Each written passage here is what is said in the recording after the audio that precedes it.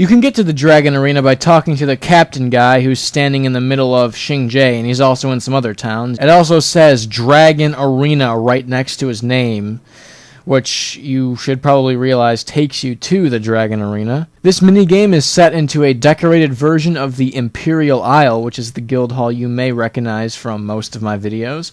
And the game itself is sort of like dodgeball, which many players call it. The Dragon Arena does not matter what profession you are or what level you are. Everyone is equipped with the exact same set of skills that allows you to throw a ball, run quickly, and dodge your opponent's projectile. You have the environment effect, Spirit of the Festival, on you, which makes everyone have the same armor, the same life points, the same skills, everything like that. So it's standardized regardless of your class and stuff like that, level, anything. So let's take a look at the skills. The first skill you have is Dragon Blast. So this is the main projectile you have that you launch at the enemy team to kill them. It kills them in one hit, and it can be dodged fairly easily. The next skill is Imperial Majesty. Target touched foe kowtows before you and takes 80 damage. At first I thought kowtow was a misspelling of knockdown, but apparently it's some form of like bowing in ancient Japan or China. I don't even know. I'm not good at that history stuff, but this is kind of a useless skill in my opinion. You have to run up and touch them, knock them down for 80 damage. It doesn't even kill them. It just knocks them down basically. So I guess it can be useful when your Dragon Blast is like recharging, I guess, but I mean it's kind of a waste running up into the battlefield where you can easily get shot with a Dragon Blast. So I really wouldn't use this skill unless you have some really good tactic of using it. Then we've got Trade Winds. Always have this skill on you. It's your speed boost. It allows you to dodge the dodgeballs / Dragon Blasts so you don't die. And then you also have a bunch of res sigs to res your party, even though you res anyways in the map. Somewhat useful. So let's talk about the goal of the game. The goal of the game is to get 20 kills before the opposing team does. This can be easily reached by having somewhat of a good strategy, not just running out there and killing random people. A good tip is to always have Trade Winds on you. Do not let that skill drop, and cast it when you're in a position where you won't die easily, so don't just cast it right now in the middle of the field. Some people try to go around the side and like flank the enemy team. Some people try and rush them straight on.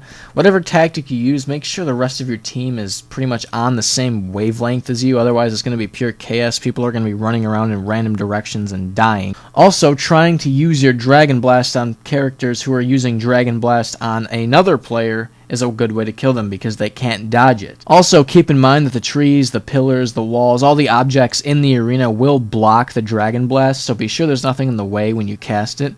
Alright, so let's talk about the rewards you get for the Dragon Arena. You get 40 Balthazar faction for each kill you make, and if you win the match, you get 3 victory tokens, 50 Balthazar faction, and 5 gamer points for your gamer title. You get an additional 50 faction if you make a flawless victory, and you get 50 faction for every 5 consecutive wins.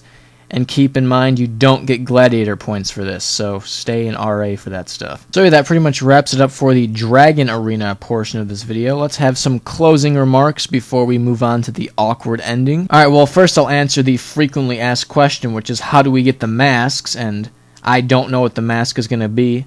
I don't know if they're going to release information about what it is before the event happens, but at this time, I'm recording this video like a week and a half advance, so I don't know any information about what it's going to be. You can try checking on the Guild Wars website, maybe see if there's information about what it's going to be.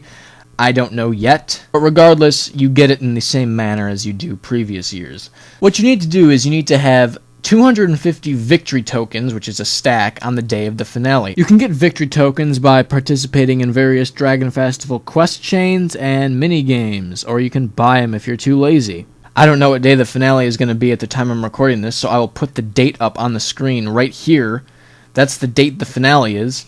So go to Xingzhou on that date, and then you can be standing anywhere in the town, but most people gather on the top area where all the people are, and the guy is, and he's like, oh boy, today's the Dragon Festival, let's have some fun, and then he'll exchange your tokens for a mask. And don't worry if you miss it, I'm pretty sure the collector guy will be there for a week where you can get your mask after the event is over for a week. There will be a collector in the town. And as always, the official Doombox / KOE district will be American District 35.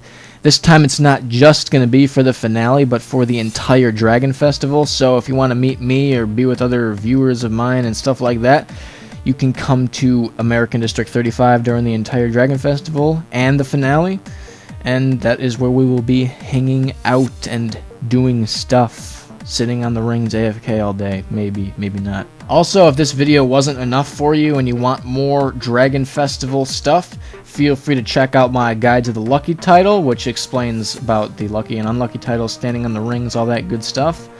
You can click the link here to view it, or you can also check out my Dragon Festival review, where I explain deep aspects of the Dragon Festival, give my thoughts on it, and it has some good information in it, and it explains my personal opinions, so you can check that out if you like.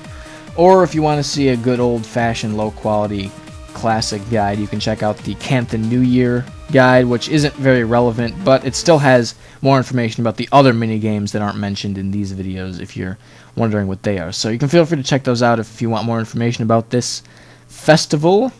And as always, you can PM me in-game as Doombox, spelled like that, not like my YouTube username, which is a common misconception.